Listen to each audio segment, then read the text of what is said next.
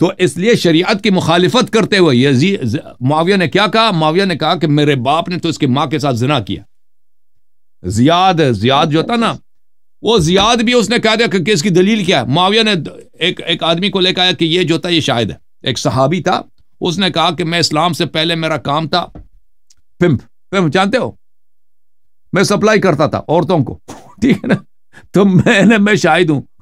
اس نے ایک صحابی تھا، وہ اس نے کہا شہادت دیتا ہوں کہ یہ بھائی ہاں جی آپ کی والدہ کے ساتھ یہ کام ہوا ہے، میں نے آپ کے والدہ کو جو ہے نا سپلائی کیا ابو سفیان کے ہاں، ٹھیک ہے نا. تو وہ ہاں، تو اس طرح اس نے کہا ٹھیک ہے، اس نے کہا مان لیا. تو اس کے خاندان والے زیاد کے بڑے مخالف بن گئے، اس کے اپنے بھائی. انہوں نے کہا کہ تو اتنا کمینہ آدمی ہے، تو ایک بادشاہ سے، کیونکہ معاویہ تو بادشاہ تھا نا، اتنی بڑی خلافت ہے اس کی، تو اس سے قربت کے لیے کہ میں شاہی خاندان سے منسلک ہو جاؤں، تو نے اپنی ماں کو زانیہ بنا دیا، تو ملعون نے. اس کے لیے بڑے اشعار لے کے اور شعراء نے. تو عرض یہ ہے، تو پھر بعد میں بنی عباس کے دور، اس زمانے میں یہ تو زیاد ابن ابی سفیان کہلاتا تھا بنی امیہ کے زمانے میں، کیونکہ معاویہ نے تو ڈکلیریشن کر دی کہ یہ میرا بھائی ہے. تو صحابہ وغیرہ تابعین سب نے کہا جی ہاں یہ آپ کا بھائی ہے.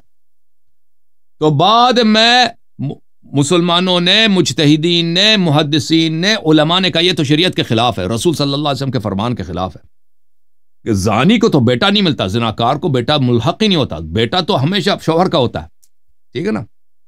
کوئی زنا بھی کر دے، ہاں زنا کر بھی دے، بیٹا شوہر کا ہوگا.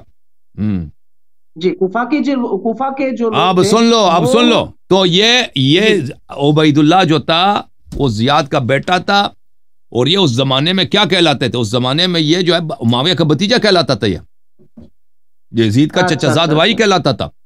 حقیقت میں شرعی لحاظ سے نہیں تھا، لیکن اس زمانے میں یہ سرکاری طور پہ سب لوگ مانتے تھے کہ اس کا چچا کا لڑکا ہے.